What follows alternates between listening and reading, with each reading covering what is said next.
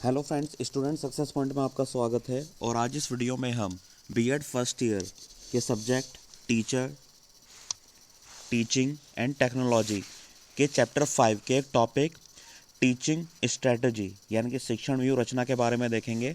और फ्रेंड, ये टॉपिक आपका काफ़ी इंपॉर्टेंट है क्योंकि ये क्वेश्चन फ्रेंड कई स्टेट बोर्ड में कई कई बार पूछा गया है। जैसे 2010 में आया क्वेश्चन, 2011 में आया, 2014 में आया, 2016 में आया है, 2017 में आया। तो फ्रेंड ये काफ़ी इंपॉर्टेंट है क्वेश्चन, तो ये आपको फ्रेंड अपनी प्रिपरेशन के लिए इसको तैयार कर लेना चाहिए। तो फ्रेंड स्टार्ट करते हैं वीडियो को। तो फ्रेंड सबसे पहले हम टीचिंग स्ट्रेटजी यानी कि शिक्षण व्यू रचना या शिक्षण कौशल के बारे में जानते हैं। तो इसकी परिभाषा देखते हैं फ्रेंड। देखिए क्या होता है। शिक्षण व्यू रचना वे ऐसी योजना होती हैं जिनमें शिक्षण के उद्देश्य, छात्रों के व्यवहार परिवर्तन, पाठ्य वस्तु, कार्य विश्लेषण, अधिगम अनुभव तथा छात्रों के पृष्ठभूमि का विशेष महत्व दिया जाता है। तो फ्रेंड क्या है आपके शिक्षण व्यू रचना है। तो इसकी डेफिनेशन देखिए प्रॉपर इस तरीके से है। ये पॉइंट आप 6 के 6 आपको याद होने चाहिए, इसलिए मैंने इसको नंबरिंग करके लिखा हुआ है। तो देखिए एक बार फिर से इसकी डेफिनेशन को देख लेते हैं। शिक्षण व्यू रचना वे रचनाएं होती हैं जिनमें शिक्षण के उद्देश्य, छात्रों के व्यवहार, पाठ्य वस्तु, कार्य विशेषण, अधिगम अनुभव तथा छात्रों की पृष्ठभूमि का विशेष महत्व दिया जाता है। सेकंड वे में आप इसकी डेफिनेशन को फ्रेंड कैसे लिख सकते हैं। तो देखिए सेकंड वे में आप इस तरीके से लिख सकते हैं। शिक्षण व्यू रचनाएं वह सुनियोजित क्रमबद्ध योजनाएं हैं जिनका प्रयोग कर हम अपने निर्धारित शिक्षा के उद्देश्यों को पूरा करने का प्रयास करते हैं। तो क्या होती है फ्रेंड शिक्षण व्यू रचनाएं। ये सबसे पहले तो आपको फ्रेंड याद रखना है कि ये सुनियोजित क्रमबद्ध योजनाएं होती हैं। यानी कि ये शिक्षण व्यू रचनाएं क्या होती हैं, ये स्टडी क्या होती है, ये सुनियोजित क्रमबद्ध योजना होती है। इसमें सारी चीज़ आप पहले से डिसाइड कर लेते हैं क्या करना है, कैसे करना है, ठीक है।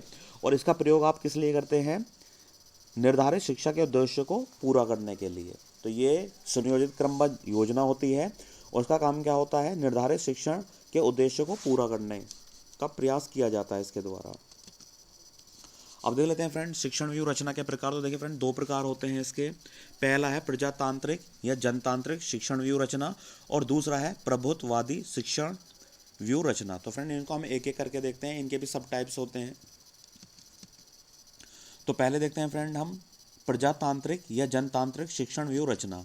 तो देखिए फ्रेंड ये ऐसी शिक्षण व्यू रचनाएं जो जनतांत्रिक मूल्यों पर आधारित होती हैं, जनतांत्रिक शिक्षण व्यू रचना कहलाती हैं। तो फ्रेंड ये शिक्षण की ऐसी व्यू रचनाएं होती हैं जो जनतांत्रिक मूल्यों पर आधारित होते हैं। इन्हीं को हम क्या बोल देते हैं, जनतांत्रिक शिक्षण व्यू रचना। इसमें देखिए फ्रेंड ये शिक्षण व्यू रचनाएं बाल मनोविज्ञान का प्रयोग कर शिक्षण को बाल केंद्रित बनाती हैं। तो फ्रेंड क्या करती हैं ये रचनाएं बाल मनोवैज्ञानिक का इस्तेमाल करके शिक्षण को बाल केंद्रित बनाती हैं। और तीसरा फ्रेंड इसका पॉइंट काफ़ी इंपॉर्टेंट है, इसमें शिक्षक का स्थान गौण होता है तथा बालक का स्थान मुख्य होता है। यानी कि इसमें शिक्षक का स्थान जो होता है वो छोटा होता है, बालक का जो स्थान होता है वो मेन होता है, क्योंकि बाल मनोविज्ञान का इस्तेमाल करती है और ये बाल केंद्रित होती है। तो इसलिए क्या होता है इसमें बालक का स्थान क्या होता है, मुख्य होता है, शिक्षक का स्थान थोड़ा कम होता है इसमें। अब देख लेते हैं फ्रेंड इसके टाइप, प्रजातांत्रिक या जनतांत्रिक शिक्षण व्यू रचना के प्रकार। तो देखिए फ्रेंड कौन कौन से हैं। पहला है वाद विवाद व्यू रचना, अन्वेषण व्यू रचना, समीक्षा व्यू रचना, प्रयोजन व्यू रचना, दंत कार्य व्यू रचना, स्वतंत्र अध्ययन व्यू रचना, प्रश्नोत्तर व्यू रचना, अभिनय व्यू रचना। तो देखिए फ्रेंड इन सभी में क्या होता है, इसमें क्या होता है बच्चे को ध्यान में रखे, बच्चे के दिमाग को ध्यान में रखे बाल मनोविज्ञान का इस्तेमाल कर इसमें शिक्षा क्या होती है, बाल केंद्रित बनाई जाती है। यानी कि इसमें बच्चों से कई सारी प्रकार से क्वेश्चन वगैरह पूछे जाते हैं या वाद विवाद किया जाता है, प्रश्नोत्तर किए जाते हैं, समीक्षा की जाती है, अभिनय व्यू करा के बच्चों को कुछ अभिनय दे देते हैं, आप इसका रोल करो, आप इसका रोल करो। इस तरीके से इसका इस्तेमाल किया जाता है। अब सेकंड टाइप आता है इसका प्रभुत्ववादी शिक्षण व्यू रचना। तो देखिए फ्रेंड यह शिक्षण की परंपरागत व्यू रचना है। यानी कि इसको हम पहले समय से ये जो जर्नली टाइप से इसको यूज़ करते हुए आ रहे हैं, ठीक है। ये ओल्ड टाइप की हैं आपकी, ठीक है। तो ये आपकी क्या है, कन्वेंशनल टाइप की हैं। यानी कि यह शिक्षण की परंपरागत व्यू रचना है। ये शिक्षण नीतियाँ निरंकुश या प्रभुत्ववादी मूल्यों पर आधारित होती हैं।